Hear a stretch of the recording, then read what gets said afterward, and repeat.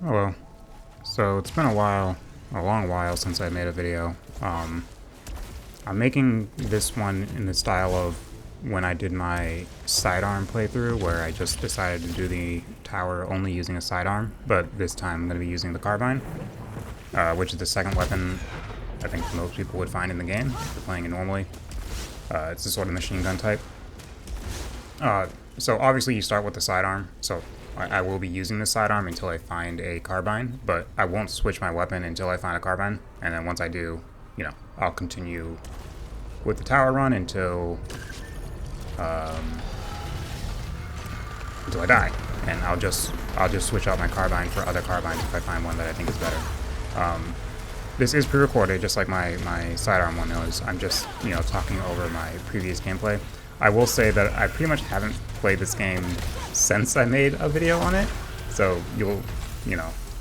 I'm much rustier than I was when I did the sidearm one, which you can probably tell just from the length of this video that I'm probably not going to perform as well. You can see there on the top right that my record is 247 million, which I think is somewhere in the 20s in terms of like overall ranking, and I don't know if that ranking is combined with PC players and PS5 players. I'm playing on the PS5, so at the very least, I don't even know if it's region locked, but at the very least, I'm in the 20s within whatever it's tracking, and I do that actually with the carbine, the weapon that this is going to be for. So obviously that was the previous run. That run actually was supposed to be this video, where I would just be talking over the audio, but the audio, when I did the recording, it was a very long recording, considering it was a pretty long run. And then when I looked at the recording, it was completely unusable. Something about it just glitched out, and the audio and visuals were really glitched out, so I couldn't use it. Which, made me kind of sad, but I guess did save me having to commentate over like 4 or 5 hours of tower run. So, yeah, I think, I'll probably continue doing this. I did like this game. I love this game actually, but, I started playing other games, and then I just didn't get back to playing this one until just now. I didn't mean to make, like a third, like, tutorial type video on tower mechanics. I never ended up doing that. I may one day, but as of now, I'm not. I haven't been doing any recording for it, but these are lower effort style ones where I can just have fun, play the tower, challenge myself by only using like one type of weapon. That was a nice kill on the horizontal barrage there, I feel. Only using one type of weapon, and then next video I'll be doing it for the spit bomb blaster, which would be the shotgun. So yeah, like obviously I'm still using the sidearm because I haven't found the carbine yet. If you see some of my previous videos, you'll know that the reason why I'm going for so many melee kills, specifically melee kills while I'm in the air, is because it greatly increases the number of points you get. So, like throughout an entire playthrough of the tower, no matter what, I will always be going for aerial kills, especially against enemies that die to one melee hit.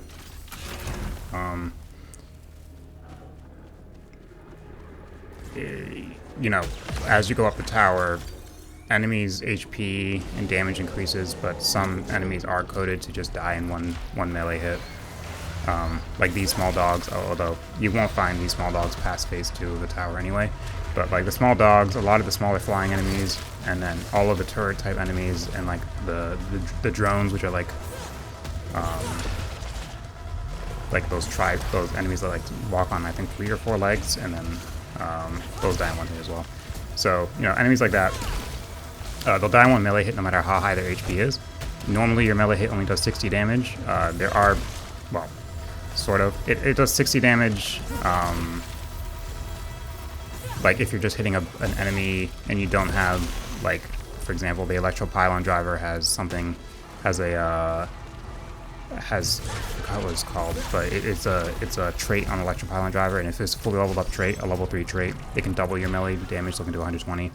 And then also, a staggered enemy takes 3 times the melee damage for the first time you hit them while they're in that stagger state, and then double the next time, and then back to normal after that.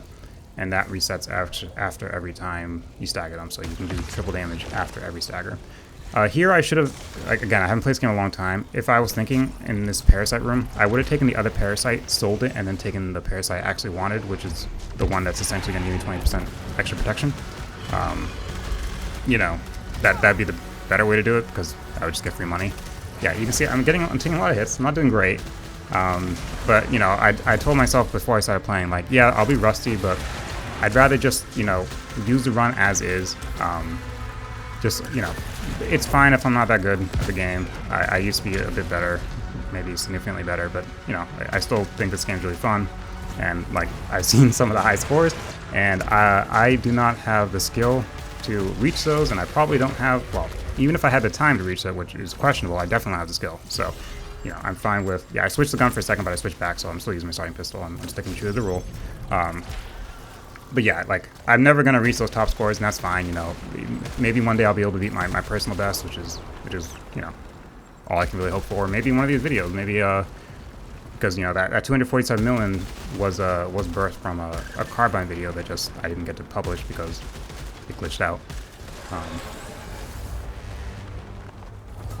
I don't think it takes me too long to find a Carbine. And if you haven't seen my other videos, especially the sidearm video, the reason why I'm breaking all these statues in these rooms where I can take my time and my multiplier won't go down is because statues have a chance of spawning those Lamiodon enemies that you just saw. And if they spawn, I might as well just get the melee kill on it because it's a one-hit melee kill type enemy. And it's just 3 points. And a little bit of money from it too. So that's why I break statues, especially in rooms like this where I'm not like under attack from other enemies.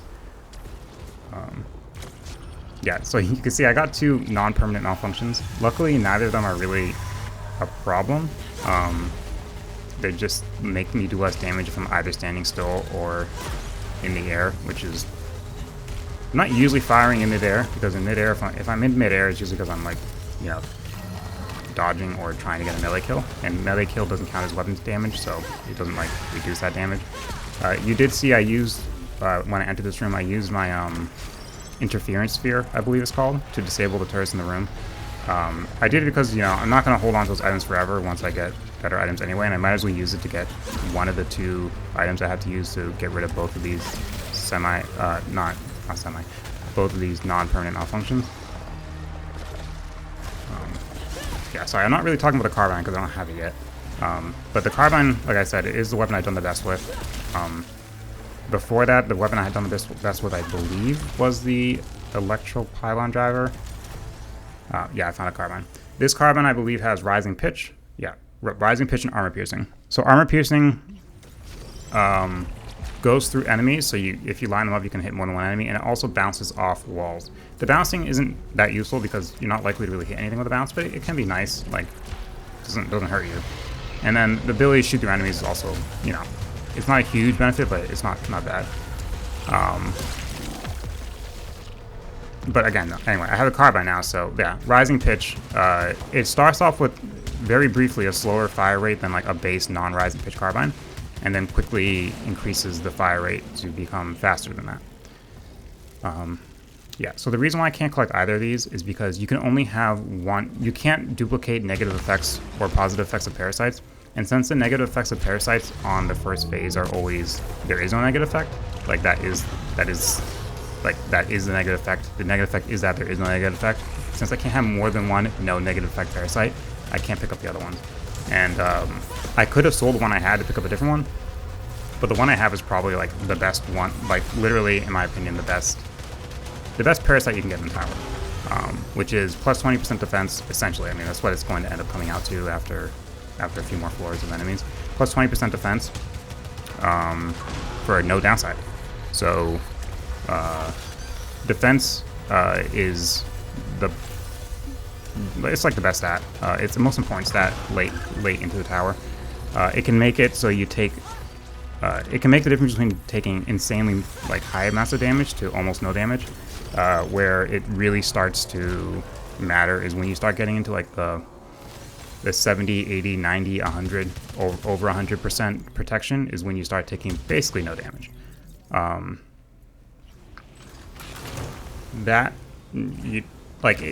Most of my runs I don't really get to that level, but if I do get to a run where I have just like the stars aligned and my protection is like reliably in 100 or above 100%, you take very, very little damage. As far as I know, there's no way to reduce damage to 0. But like the difference between damage of having 0 protection and having very high protection is like, you know, astronomical. It's like you can say like the difference between taking like 90 damage versus like taking 5 damage. Like it's really noticeable. So yeah, I'm prioritizing taking the damage up stats in rooms like that, and you'll see it when I buy stats too, because the game will always give me 2 options this early in the tower. I can either take increased damage or increased integrity, and integrity is this game's version of, it's their name for health. My health on the bottom left, you can see like I have a little bit of extra because I'm a little bit beyond max, beyond the base max HP, which is 100%, and it can go up to 300%. But I prioritize attack upgrades, because you max out on attack upgrades after you're at 40% extra attack, which is just 4 attack upgrades, because each one gives you 10%. After you get a maxed out stat, whether it's attack or health, the game will start allowing you to pick up defense upgrades. And like I said, defense upgrades are the most important. So I'd rather increase my attack. I mean, increasing attack is good on its own anyway, but I don't think, like, the difference between 0% extra attack and 40% extra attack, it's 40%.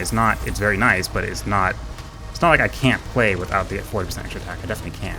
But I only need 4 of them to max out my attack. So if I have maxed out attack, then I can start getting the protection stats. And the protection stats, I'd rather max that out as fast as possible. You can get 5 of them, so you can have 50% extra protection. And like as I was saying earlier, like you can get over 100% extra protection in a run through, like, if you have the right stuff, like the right artifacts.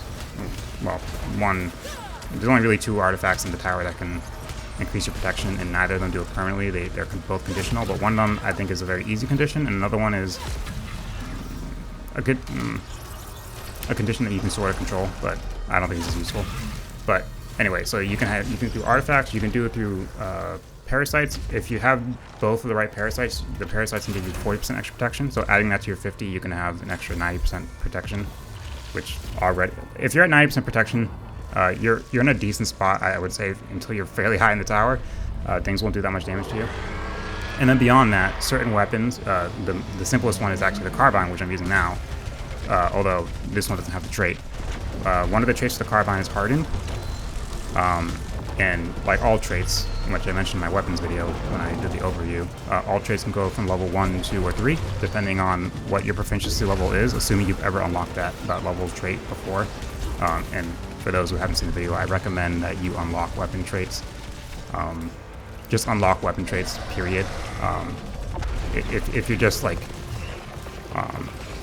if you really want to use a weapon because you really love this weapon, you don't want to switch off another weapon to just unlock the weapon trait, like, I understand that, and that's totally valid. But if you find a weapon trait that isn't fully unlocked, or a weapon upgrade, so like that isn't fully unlocked, I recommend you switch to that weapon and you start upgrading it, because even if you die, the upgrade progress for that trait or that upgraded version of that trait will still be there. So say Hardened, like I said, for example.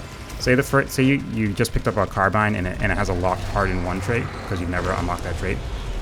You kill a few enemies and you get it to 50% unlocked because it's based off how many enemies you kill. Say you get it to 50% unlocked and then you die, or you switch off the weapon. Next time in another run, whether it's in the campaign or in the tower or however you're playing, if you find that weapon again, with that trait will still be at 50% unlocked. So it's not like you lose the unlocked progress. And then if you ever do unlock the trait, you'll never have to unlock it again. So with that same logic, if you find if you unlock Hardened 1, there's a chance that next time you find a Carbine, it might have a Hardened 2 trait, and the Hardened 2 trait will then need to be unlocked as well, because you unlocked Hardened 1, but you didn't unlock Hardened 2. But you can never find a Hardened 2 or a Hardened 3 without unlocking the earlier, I'm using Hardened as an example, but any trait. You can't unlock a level 2 or 3 version of the trait without finding the third version of that trait. Without first unlocking the previous versions of that trait, I should say. And traits can make weapons. If you were like casually playing Returnal, and like like anyone would when they first get the game, playing the campaign, going through all that, you're going to be getting a lot of new weapons like as you play the game. I think there's 10 in total, and then 11 if you include your sword, but 10 guns. You're not likely to really upgrade many traits past level 1 for a long while, and the effectiveness of higher level traits you will be kind of unknown to you unless you were to do like challenge runs where they might give you high level traits, or you'd watch online, or you purposely unlock high level traits. Higher level traits make weapons for certain traits and certain weapon combinations insanely better than they would be without those higher level traits. Which is a lot of the fun in the game, like seeing how strong the weapons can get, because Returnal is a hard game, in my opinion. But it's nice that like weapons can be really powerful, and like a different run can feel really different, because a very powerful spit maw is very different from a very powerful pistol, is very different from a very powerful rocket launcher, or thermogenic launcher, it's called in this game. Anyway, so as I was saying, the hardened trait, the level 1 hardened trait, which, wow, I went off that tangent there. The level 1 hardened trait gives you, on the Carbine, only the Carbine gets this trait, gives you plus 10% protection. So keep in mind, if you have like maxed out protection stat, and you have, which is 50, or 5 of them, which is 50%, plus plus the 2 parasites, the 2 beneficial parasite traits that can give you an extra 40%, you're at 90% already. A hardened 1 trait will bring you to 100% protection, which isn't the max, by the way. It's just, the protection percent doesn't really mean anything to me. It's because it doesn't reduce the damage by that percent. It just reduces the damage by a lot, especially once you get close. As you get close to 100%, like, it does reduce damage like exponentially, but it never reduces it to 0. Anyway, a level 2 hardened trait will give you 15% protection, and level 3 will give you 20% protection. So with a level 3 hardened trait, with like those parasites and the maxed out stats that I mentioned, if you did that right then, you would already have 110% protection. And then with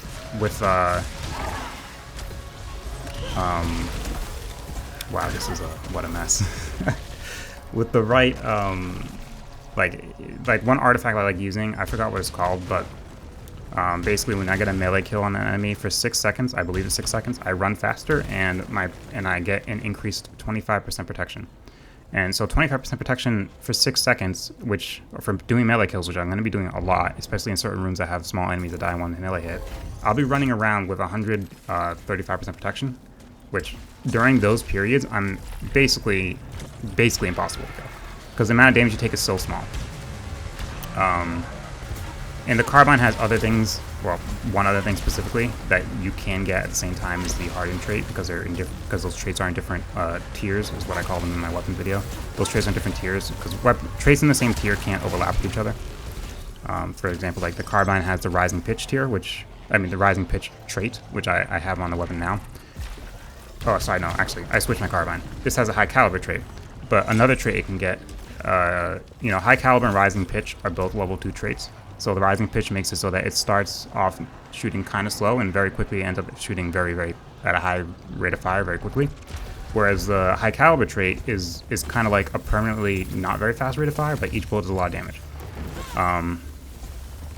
So because those 2 traits are both like in tier 2, you can't have both of them on the gun at the same time. Which kind of makes sense because they both change the behavior of the bullets.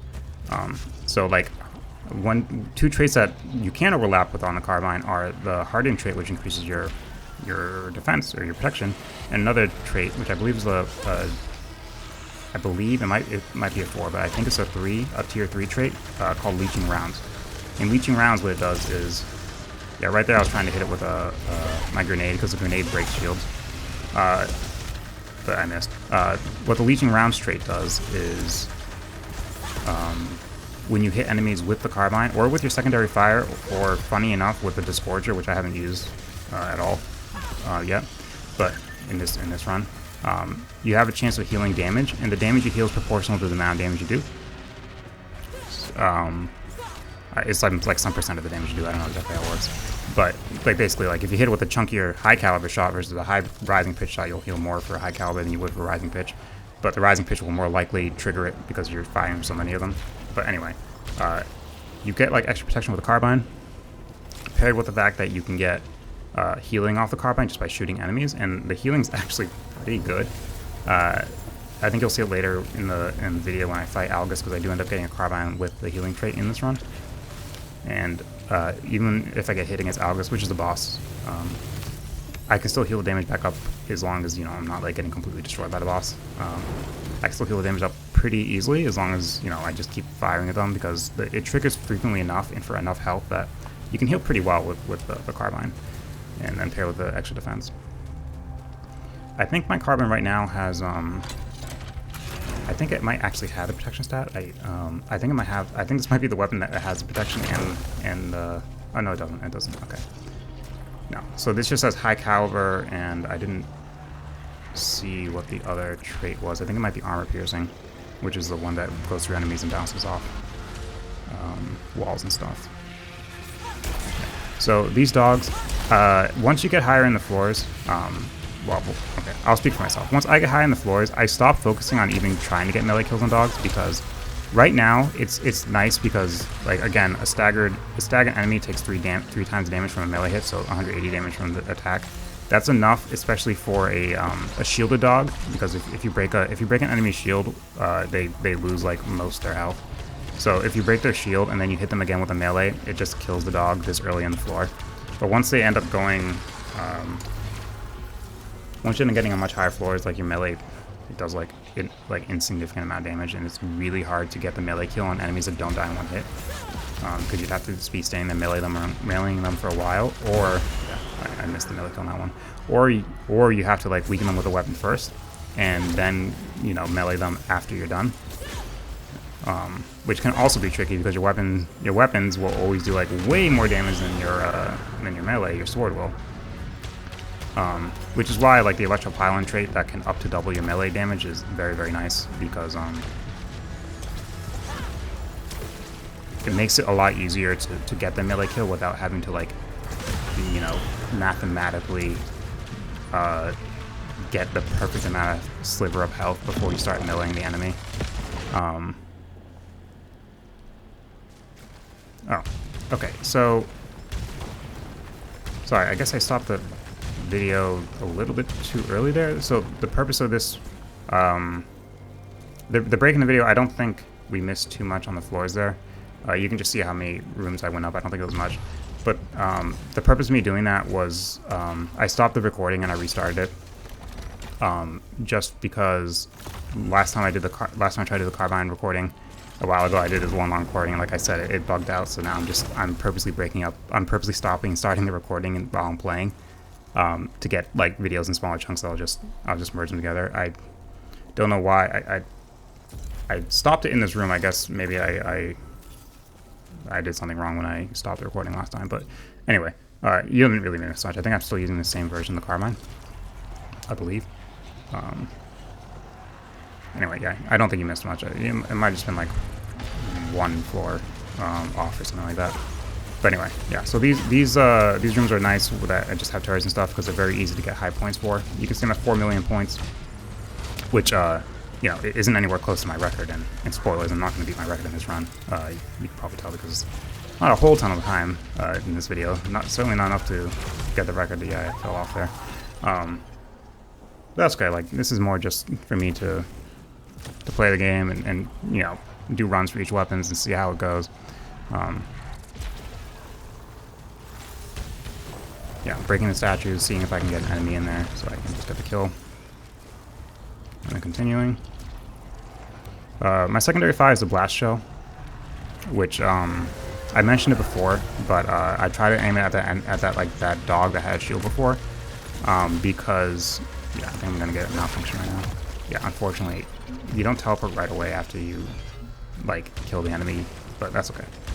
It was a critical malfunction which destroyed like my blown out light or something like that. It's called, which isn't a great artifact. Doesn't really matter. The reason why I got critical malfunction is because I already have 2 non-permanent malfunctions. So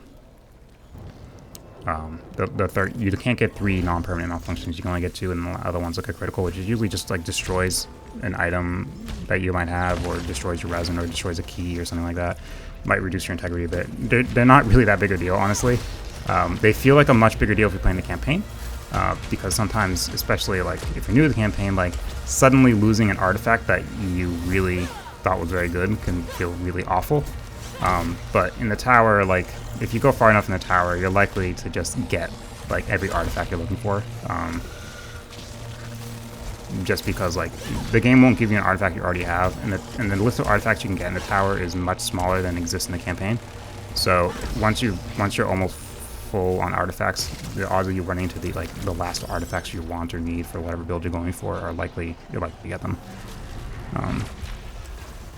Anyway, yeah. So yeah, this is just this is just an item floor with a few obstacles. Yep. So okay. So you can only have 5 shields. So, okay, I should explain that more plainly. And I explained this in my sidearm video too, but that video was like a year ago. Oh, okay. Well, before I explain that, so this carbine's way better. I think I'm going to menu and look at it. Yeah. So accelerated, high caliber, leech rounds, and hardened. Hardened 2. So hardened 2 is giving me an extra 15% protection, which is nice. Leech rounds 3 is the best healing that the carbine can give you because it's 3. High caliber 3 is like the best version of high caliber, and then accelerated. What that does is whenever you get a kill. And I think this counts for whenever you can destroy a destructible object too, funny enough. Celine will move faster and shoot... No. Well, does she move faster? I don't think she at the very... Okay, she has a faster rate of fire. That might be the only thing. I feel like there's something else in there too. Like, I think she gets like a faster dash cooldown as well. I think it's the faster dash cooldown, and she shoots faster is what it is. So, you know, you kill an enemy and then suddenly your shots just come out much faster, and you'll notice that when I kill an enemy, if you see me firing afterwards, like if I start, like you see that little aura on my feet, that means I have it. And if you see me shooting, if I start doing it, which I'm focusing melee kill, so maybe you won't see it, but for a bit. And I had to kill the enemy with the carbine, by the way. Like a melee kill won't trigger the accelerate trait, but like my rate of fire is gonna be quite fast. And as well as like my dodge cooldown's much better, which is good too. Anyway, you'll see it eventually. But once I actually, you know, start killing them with the carbine. Right now, I'm definitely focusing on melee kills here. For the points, obviously. And yeah, again, I'm not doing that well. I'm getting hit tons, but it's fine. Just, you know, play, see how far it gets me. Hopefully, I'll do a little better in this Bitmall one. I won't be taking so many hits so early. Yeah, the dreaded parasite rooms. So fabrication cost reduced by 15. 50% chance to find better salvage, weapon damage decreased by 15%. And what was the other down effect? Weapon. Okay, same bad effect, but yeah, I don't really want either of them, but you can't leave this room until you take one. And these rooms, as I mentioned in my sidearm video, I feel like are the biggest reason for my runs to get cut short. Because you're forced to take one. And eventually, for me, like I get to a point like I have like the perfect, or I have like very good parasites, very good weapon, really high protection. Like I might have usually like my best runs. Like I have both parasites that can get 20% defense. The reason why there's 2 of them is because they're technically different stats. There's one that just plainly gives you plus 15% defense, and if you have an item called a Murmuring Cocoon, which what that does is that it increases the beneficial effects of parasites. It increases that 15% extra protection on the parasite to 20%. So there's one 20% parasite, and the other 20% parasite is the one I have right now, which is for every room you clear, you get 2% extra protection, up to 20% protection. And when you find that one, that also counts for rooms you've already cleared, like before you found it. So usually when you find it, you're just gonna get 20% extra protection, period. And that one doesn't get, like, you can't make that one stronger with the item called a Murmuring Cocoon. So anyway, you have both of those, you have 40% protection. So say those are taking up 2 your parasite slots, and the other 3 parasite slots might be good items, might be good parasite slots for whatever, or they might be, you know, whatever, they just might not be super detrimental. But you're at the point you have 5 parasite slots, take it.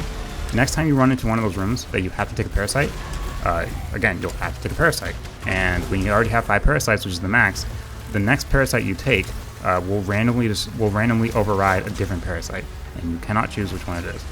So, like, remember how I say, like, the difference between, like, 100% defense or 100% protection, 80% protection, for example, is actually a huge amount of damage. It's an insane amount, like, it's not 20% different. You're going to take a lot more damage if you're at 80% protection versus if you're at 100% protection. or 110 versus 90, or 90 versus 70. So losing a parasite that gives you 20% defense, you can suddenly go from taking very little or very manageable amounts of damage to taking huge chunks of your health all at the same time, just because you lost a parasite that you were hoping to hold on to. And because I can't control that, I can't control which parasite I lose. It can really snowball. So there are ways to reduce the parasites you have before you get there, so you don't randomly lose one from there. But the only ways to lose parasites outside of that is to either use the sellable machine, the things that Celine can crawl into, and it'll randomly sell one of your parasites. But again, it randomly sells one of your parasites, which I'll still use them.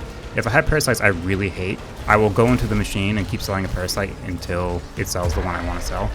But that means it could sell a really good parasite too. But I would still use them. And then the other way is something called an extermination sphere, I believe it's called. It's an item which you can find in the tower, but it just removes all your parasites, good and bad. So there's definitely reasons to use both of those, especially the selling parasite rooms. I use those quite a lot when I'm forced to take a parasite I really don't want, and then I'll just keep using it until I lose a parasite I don't want, because that is still better than having to take a parasite which is probably going to be bad, that you probably don't want by the time you have 5 parasites, and then losing a parasite that you really like. So rather than doing that, I'd rather just keep selling parasites until I definitely lose the ones I don't want, and then say after you do that, you lose 1 good parasite and 1 bad parasite, and now you only have 3 parasites left, and you still have 2 open parasite slots. So you won't randomly override a parasite for 2 rooms, as an example. Anyway, so just killed phase 2 of Algus.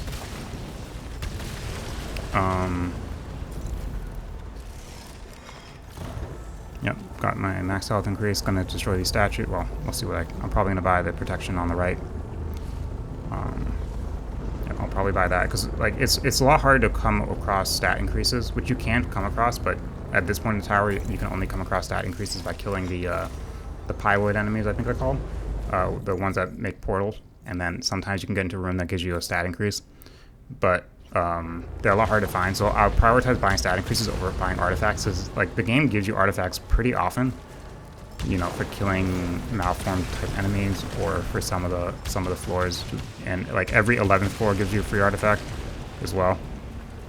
So the golden coil back there, for example, is a good artifact, but I'll just wait until the game just gives it to me for free. Okay, so gain 3 shields or find. Okay, so I'm not going to talk about the other one. The reason why I take this one, gain 3 shields, and then on detach, it'll give me a critical malfunction. As I mentioned earlier, critical malfunctions aren't that bad. They usually do something that's pretty negligible, especially if it's something like destroy resin, or sometimes it might lower my proficiency. It might destroy one of my items, but items again, if it destroys one of your items, you're likely to find that item again without having to wait too long, because of the way the tower works, because there's not that many items in the tower, and again, you can't find an item that you already have on you. So destroying an item, even a good one, isn't a huge deal. So that's not a bad critical malfunction. And the benefit is that, the next 3 hits you take won't do anything. You can see on the left I have 2 parasite shields because I already lost one. But, it's fine. And the nice thing about this parasite is that it will detach itself. Once I lose every shield, it detaches itself. So it's not going to really take up a parasite slot long term. It's not going to be one of the parasites that forces me to have 5 parasites. Obolite collection radius doubles, or 1 additional kill, and this one's drop Obolites last 2 seconds longer, all 5 cooldown. Okay, I think I take the left one. I don't really care about. I'd rather not have to take either of these, because I don't want to increase my Obolite radius. It's definitely not good enough. It's definitely not a good enough upside for me to want to risk maxing out parasites and then being forced to lose good parasites, like that 20% protection parasite I have. Yeah, I didn't mean to kill that thing in 1 hit. I didn't realize my Carbine would kill it in 1 hit. I would have much rather melee killed it, but anyway. Like I said, I was forced to take parasites, so I did it. So here's a malformed Arcanact, I believe it's called. This one clearly has the... Malformed enemies always come with at least 1, sometimes 2, but the second one is always a non... non-damaging trait. They always come with like at least one like trait that they do in addition to like their basic attacks. That one was counter on hit, so whenever I attacked it, you could see, especially when I use my Doombringer alternate fire, like a bunch of red attacks were coming towards me. So yeah. You might have noticed, like, before, like, I saw the Pyloid, that white enemy that spawned the portal. Before I attacked it earlier, I killed, like, one of these broken automaton enemies. The reason why I do that is because, well, obviously, because killing enemies is fine. I had time to do it before the Pyloid, like, disappeared, because you are limited in time before you, like, you have to kill him quickly or it'll disappear and you won't be able to get the portal room. The thing about, yeah, wow. So, see, the critical malfunction I got was it destroyed one of my keys, and keys in this are only good for getting the Disgorger items, which are the red items on my item bar, which you'll see after the teleport's done. Anyway, like I was saying, it's good to kill enemies. If you're in a room with a Pyloid, those portal spawn enemies, it's a good idea to kill a few of them, or as many as you can, before you kill the portal guy. You know, if you wait too long, the portal guy will disappear, but before you kill the portal guy and actually enter the portal, because pretty much every room, especially this far in the tower, has enemies that it starts with and enemies that will spawn in after. Like for this one, you see like this enemy right here, this Gorgolith, it spawned in after. The thing about the portal enemies is that if you kill the enemy and go into the portal, the timer, like the enemies are still spawning, like in the other room that you teleported out of. So even though like you're no longer in danger while you're in the teleporter, once you go back to the room that you came from, all the enemies will now be spawned in, because it'll almost certainly have been long enough for the enemies to spawn in by then. So you're often like walking into like a fully decked out room that you didn't really have time to, like normally when you're doing these rooms, you're killing at least some of the small enemies before the bigger enemies spawn, so you're not like completely you know, swarmed. Plus, you know, you have the benefit of having already been in the room, and you're aware of where enemies are as new ones spawn in. But when you just teleport back, you're kind of just thrown into it, and enemies are all around you, and like there's more enemies than there were when you left, which can be really dangerous. So yeah, it's a good idea to at least try to kill some of them before you leave, so that yeah, I took damage there because touching the red like goopy like portal thing that enemies coming in from, touching that actually hurts you for some reason. So that's why I took damage there.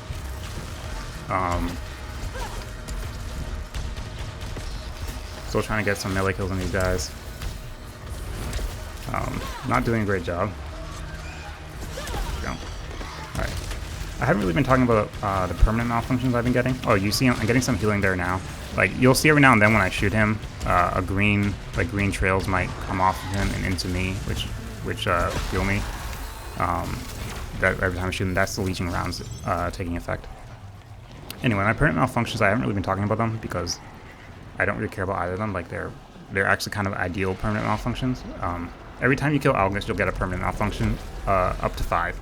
After the 5th permanent malfunction, after you kill August, after that, you just start getting critical malfunctions, which I mentioned, which I'm not going to say it again, or I'm not going to get into depth in again, but like they're not a big deal. But the permanent malfunctions are, as you can guess, permanent. Yeah, I'm trying to stun him with my homing shots, but my homing shots, like, I'm shooting down to hit it with the little homing shots, but they're not going for him for some reason. Anyway, so, like, the first 4 permanent malfunctions aren't guaranteed. Like there are lower tier permanent malfunctions that will appear first. Like this, like, Obelite disappear 1.5 seconds faster is like a low tier permanent malfunction, and like it's one of the ones that can spawn the first time you kill August. I got hit there. I wasn't really expecting that laser to be able to reach me. But like some of the, like the I think like 3rd or 4th permanent malfunctions can be like enemies explode upon death, or enemies leave pools of acid upon death. Both of those, you know, ideally I wouldn't get those at all. And then like the permanent malfunctions I get I would ideally get something like, you know, reduces my maximum health, which is kind of a free permanent malfunction because you can just increase it back up, because reducing my maximum health doesn't stop me from re-increasing it back to maximum.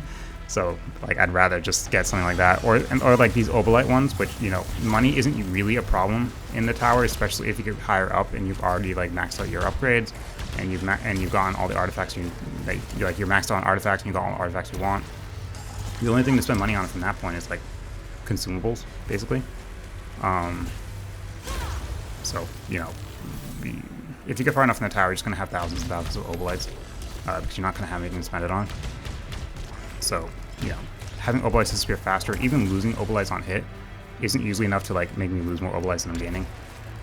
This guy's like having a lot of trouble with him. There we go. So like these are good permanent malfunctions for me. Anyway, the 5th permanent malfunction, because remember I said there's 5. Every time you defeat August, you'll get one. The 5th time you defeat August, the 5th permanent malfunction you get is always the same one.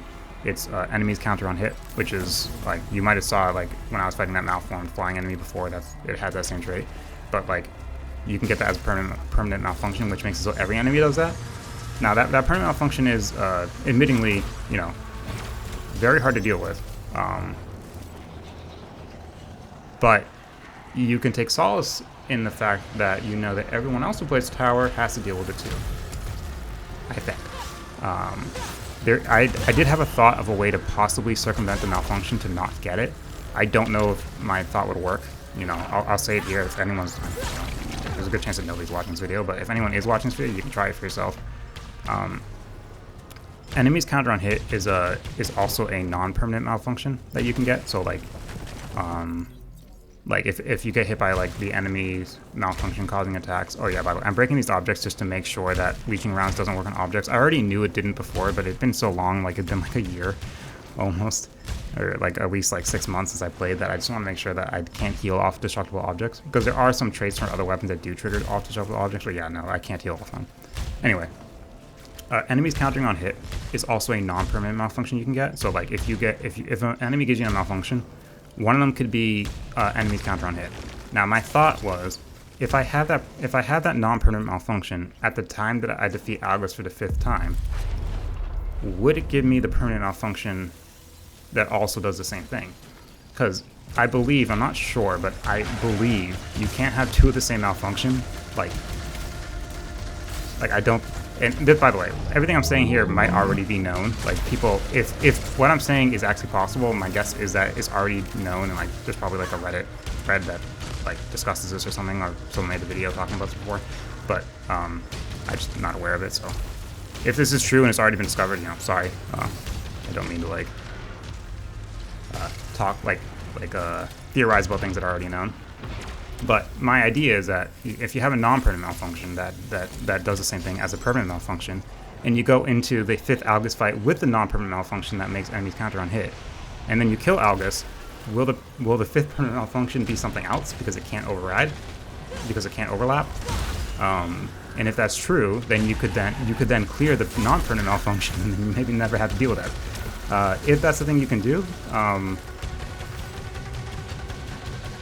that would actually be really good. That'd be really cool. Like if I ever get the non-permanent malfunction before the 5th time I fight August that makes enemies counter on hit, I'll try to remember to like not clear it. If it's something that I can control not clearing, like if something that's like you can clear by using consumables, or you can clear it by, I don't know. There's some that I can't help but clear, because like the ones that say like you stagger an enemy, then like stagger X number of enemies, and I'm just gonna end up clearing that like inadvertently. But if it's something I can avoid clearing before I fight the August for the 5th time, maybe I should try it, because I believe you can get I believe you can get that malfunction, or okay, either you can get that as a malfunction or you can get it as a parasite debuff. I'm actually not sure. If it is a parasite debuff, I have a feeling that you can just get the parasite debuff and overlap with the non-permanent permanent malfunction. But if it is a non-permanent malfunction, then yeah, I should try that, and then maybe I can avoid getting the enemy's counter and hit. Okay, is this? Yeah, I don't think I take this one, because while it's max leveled, I much prefer the traits of my current one, because it has both plus 15% defense as well as the best leeching rounds, like the level 3 leeching round, which is really nice. Yeah, so anyway, that's my spiel about permanent malfunctions. You know, you can get some very good permanent malfunctions, but by good I mean ones that don't really. Yeah, I don't know why I stood in the frost blast wave. Ones that don't really hinder you until the fifth one. The fifth one's always going to be, like I said, the enemies counter on hit. But if you have 4 that are super manageable, and the fifth one's just enemies counter on hit, then, you know, count yourself lucky. Because you're not going to get any more permanent malfunctions after that. Everything else is just going to be a critical malfunction. Yeah, so still going up the tower. Yeah, another parasite floor. I think I have 4 right now. I think. Am I gonna check? I'm not checking. Okay. Discount 1 item by 30%. Maybe I don't have 4 yet. Anyway, so I took that one, discount 1 item by 30%, and then each way a large amount of proficiency can detach. I took that one basically because it will detach itself after I buy an item, which again, I'm trying to make it so like I don't run into a situation where like I have 5 parasites and then I can't control which one I'm losing. Because this one is going to detach itself on its own. Great. Also, it detaching itself and losing a large amount of proficiency. I think a large amount of proficiency comes out to like 3/4 of 1 level. Now, the tower, you gain proficiency super quickly. Like insanely quickly. You can already see that my level is level 45. So yeah, that automaton's like stuck in the floor. Sometimes the automatons spawn like the middle levels and just get stuck, so easy melee kill there. Anyway, so I'm already at max proficiency, and if I lose like a 3/4 of 1 level when this thing detaches after I buy an item, like I'll be able to get back up to max proficiency in like a floor or something like really quickly. So it's essentially a free. It's essentially a free parasite that will detach itself, and like I said, I like it when they detach themselves. This room is a free item room. You have to choose between left and right. At first, like, you just stand on top of either one of them. You can get the Disgorger in the middle, which I will. Which I haven't used any yet, but got the Disgorger in the middle, and then I take the left one just to get some resin, because the right side is just proficiency, and I'm at max proficiency, so I can't use those. So I'll just take resin and increase my max health a bit. Alright, floor 16 of phase 3. Another weapon I'm not going to use because this is a Carbine run. Use my shield, take the new shield. Again, I can only have 5. Oh wow! I remember earlier I was talking about shields and I like lost my train of thought. Yeah, you can only hold 5 of each shield item. Every other item in the game that isn't the shield item, you can hold seemingly infinite of them. I don't know if there is a max, but if it is, it's probably like 99 or something. But like you can only hold 5 shield items, like you see on the left. My first item, I have 5 of them, and I had 12 Disgorgers and 1 large health. Yeah, so I can only hold 5 of them, and like using it makes it so the next hit you take doesn't do anything to you, like no damage is taken, and you don't lose proficiency, and you don't lose adrenaline or anything like that. So you might think like, why not just use them right away and then like use your 3rd slot for something else, which I think is viable. Like if you wanted to do that and just have a 3rd item slot, I think that's very viable. But I don't want to do that because they're like kind of rainy day items, and earlier floors of the tower, especially if you have high protection, you know, even if you do take damage past your shield, you won't really take a lot of damage. You know, if you're good protection and if you're not taking hits too much. But if the scenario happens when I said like you suddenly lose some protection because you end up losing a parasite that gave you protection, and now you're taking a ton of damage, and now you're like kind of low on health, and like next hit is very likely to kill you, well then just pop one of the shield items, and so then you know that you won't have to worry about dying until you get hit at least one more time. And every time Celine gets hit, she has like a little bit of invulnerability window. So like say like I have like, you know, a 1/3 of my health left, and like I'm taking a lot of damage, so I think that's like an enemy can one-shot me basically at that point. So I could just, you know, if I'm a good player, which I'm not, I could just pop the shield item, and then, you know, wait until I get hit again, and then if I get hit again, pop another shield item. I can just keep doing that 5 times. So that's like essentially 5 hits that I can save for when damage is actually really high. But like, say I'm at like half health, and I'm like my protection makes it so like I take like basically no, like I take like 1% of my health and damage. Like, why would I waste my shield items at that point? Like, yeah, I can block 5 hits, but I'm blocking 5 hits that do like nothing to me. So I'd rather wait until I'm in a scenario where damage is like really high against me and use the shield items then. So that's why I hoard the shield items, and I like I can only hoard 5 of them, but that's why I'm holding on to them. So that like later when I actually need them, I can start using them one at a time as my protection isn't necessarily as high or whatever ends up happening. Now, if I wasn't hoarding the shield item, My third, like my other two items are always like the Disgorger and then large health items. Because Disgorgers just makes sense. Like the game gives you so many of them, like, and they're quite good. Except for maybe the Quad Swarm one, but the other three are quite good. And you end up getting a ton of them. So like later in tower floors, like they're good panic buttons, usually, and like they're an easy way to clear large amounts of enemies on the floor very quickly. And then the health items, obviously, because like it's a good way to heal yourself if you need to. Now, if I wanted to have a third item slot, like having a third item slot would definitely be useful if I wasn't wasting it on the shield item. But like I could take small health items, or I could take the extermination spheres, which allow me to dump all parasites at the same time, which can have its uses. But I don't opt for that route, and maybe that's a mistake, but I don't know. That's how I play. But yeah, so basically like this is the Algus floor, and every Algus floor gives you shield items. So like I used one just now because I'm gonna pick up this one, and I'll be back at 5. So yeah, so basically at this point, every time I find a shield item, I'll use a shield item and then pick it up, so I'm back up to max of 5 shields. Oh yeah, one thing I didn't mention: even though you can only hold 5 shield items, you can have as many of them stacked as you want. So like you see on the left, it says shield activated below the alt fire cooldown reduced. That can go up, as far as I can tell, forever. Definitely past 5. So like if I was really good and like I popped a ton of shield items, like I could just have like 20 shields or whatever. Like I just lost it, but I could have like 20 shields or whatever. So even though you can only hold 5 shield items, you can have more than 5 shield effects on top of you from the shield item. You just can't, hold more than 5 of the ones at a time. And then in addition to that, you can also get Resonance Shield, which, I don't have the artifact for that, but it's an amazing artifact. But you can only have one of those shields at the same time. And then you can get 1 shield every time you reach 5 adrenaline.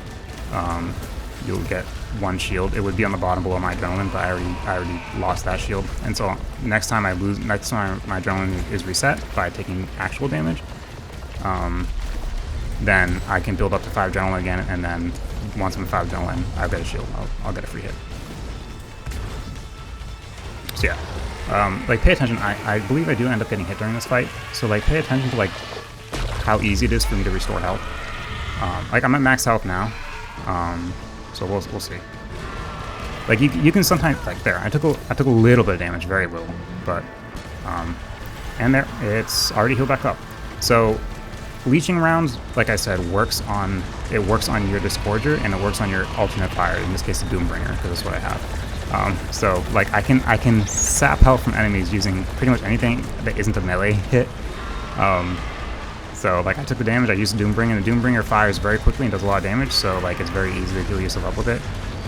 The Carbine itself is too, and you can see like the effect is activating even when I'm like full health, because you can see like green trails coming from them. Anyway, I'm hurt again, so let's see if I can heal it back up. And I got hit twice, so it might be a little more obvious how much I can heal. Use the Doombringer. Didn't actually activate any leeching rounds, which sometimes happens, but that's okay. Like there, one of my bullets activated instead, and the one bullet brought me, like whatever health I lost, brought me back up to full. This is basically why, like, I got the 247 million run, which I know is nowhere close to first place in terms of, like, sheer amount of points. But, I was proud of that run. I was less proud that my recording, botched up, but I liked it. Melee cooldown increased by 2 seconds. This is one of the permanent off functions that this is honestly one of the ones that I want to avoid them, but I can't avoid it. That I'd like to not have more than almost any other one. Melee is super important to me. The melee cooldown already is about 2 seconds, so an extra 2 seconds is like doubling the melee cooldown. Actually, I think the melee cooldown is like 1 second, so I think 2 seconds is like tripling the melee cooldown by adding 2 seconds to it. That sucks. It makes it so like if I need to like melee down an enemy that's almost dead, like it takes forever. If I need to like engage a bunch of one-hit melee enemies, like a bunch of easy flyers or a bunch of turrets, I have to hit them and then wait like 3 seconds before I can hit another one. It slows down my ability to get melee kills so much, and melee kills are like how I get points. I'm assuming how's like all like the top people on the leaderboard probably get points, if I'm guessing.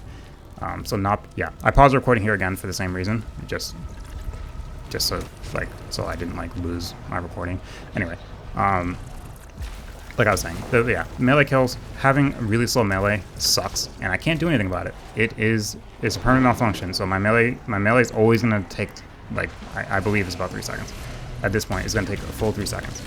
So, like, I'm still trying to wear this guy down, and then, look, I do a melee, and then I can't do anything. Like, it's still cooling down. And then there, I do another one, it's like, oh, that's too bad. I still did not enough damage, and then there, the third one. That took, like, a full 6 seconds. You know, 1 plus 3 second cooldown plus another 3 second cooldown. 1 melee plus 3 second cooldown plus 3 second cooldown, I mean, to just do something that normally would take me 2 seconds. Melee, melee, melee. You can do that within, like, about 2 seconds of each other. Versus melee, melee, melee, when you have this malfunction now, it took 6 seconds. It's really bad. It's a really bad permanent malfunction. But, you know, roll with what you got. Yeah, if you just saw in the video, I just got a huge health boost, and then now I'm fully healed. I lost like a good chunk of health earlier, and then there, like I lost another bit. Let's see how long. Let's see if I can flip back by just shooting. Like the nice thing about high caliber, even though it doesn't trigger the health regen as much as like a rising pitch would, because rising pitch hits so often, it does heal a lot because it does so much damage. What am I looking at? Oh yeah, what I just grabbed. I just wanted to look at the artifact, just confirm what artifact I picked up. Yeah, I'm not getting the healing effect, but you know, when you do get it, it heals a lot. And again, I'm already getting extra protection with this, so I'm taking less damage than I normally would. Surprised I didn't get the healing at all from this. Kind of unlucky, but. And then I just need to do the Trichozoid. I'm shooting it a bit just so I can like easily melee it down. Oh, there, I got a bit of healing and then I took damage right away. But if you notice how much healing I got, it's a pretty good amount. Get the melee kill and then move on. I'm not doing well, but like, you know, just trying to explain like my thought process on why I'm playing certain ways. Anyway, there's a full heal item right there, so I guess it didn't really matter.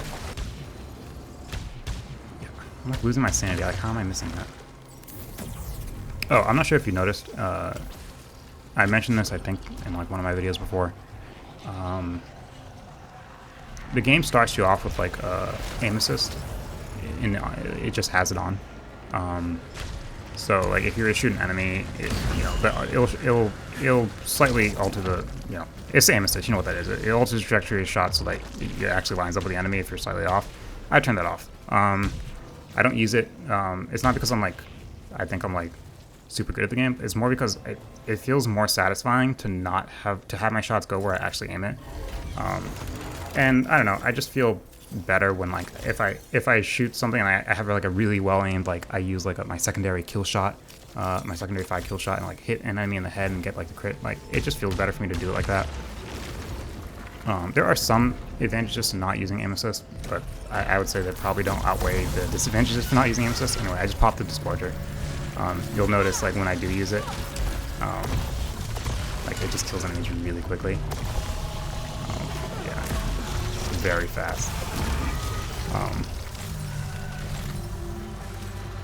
Yeah, anyway, I'm just pointing out, like, in case you're wondering, like, why my shots seem to miss, like, more than maybe yours do. It could be, one, you maybe just a better player than me, you have better aim, but also, like, again, I'm not using aim assist. So that's why that's happening.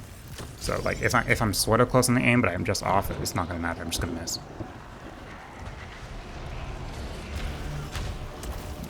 That's super frustrating. Like, my one shot of my high caliber gun does enough damage that I only needed. It does over half, so if I shoot it again, like, it will just die, which I don't want to do because I want the points. But if I hit it, but that means I need 2 melee attacks, which takes so long to do because of this stupid burn and malfunction. Anyway, I'm still getting drone kills. Like, luckily the drones are spaced out enough that I'm not really, it's not really slowing me down in that regard. And I'm not going crazy trying to get the drone kills. I'm taking a ton of damage. By right now, I should realize I should heal or use a shield, but I just assume I can take more hits because it's still kind of high in my health, and I'm assuming any second now I'm going to end up healing if my gun would just trigger the healing. You know, I got another hit, and then dead. Yeah, so the melee attacks on those guys are insane.